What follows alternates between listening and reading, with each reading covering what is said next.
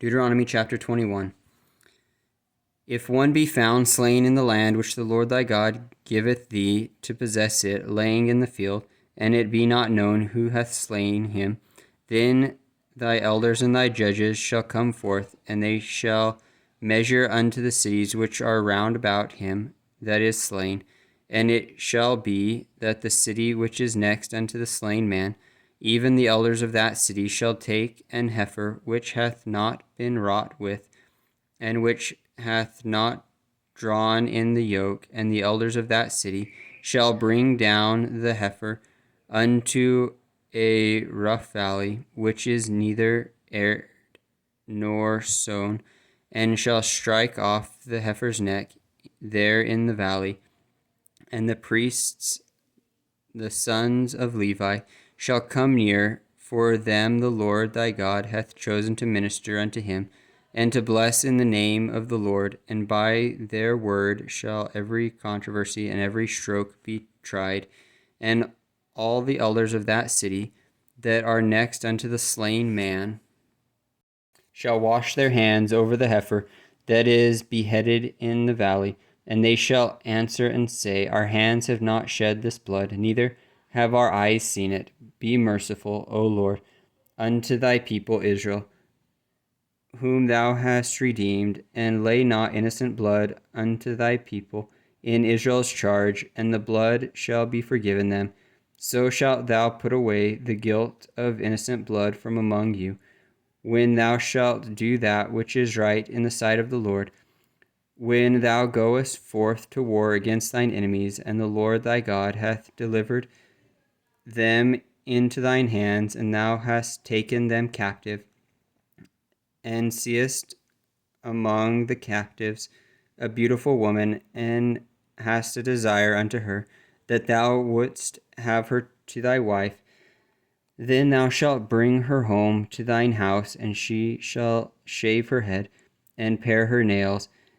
and she shall put the remnant of her captivity from off her, and shall remain in thine house, and bewail her father and her mother a full month. And after that thou shalt go in unto her, and be her husband, and she shall be thy wife. And it shall be, if thou have no delight in her, then thou shalt let her go whither she will, but thou shalt not sell her at all for money. Thou shalt not make merchandise of her, because thou hast humbled her.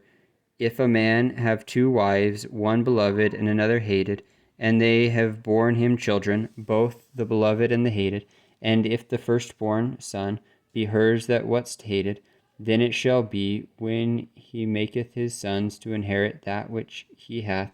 that he may not make the son of the beloved firstborn before the son of the hated, which is indeed the firstborn,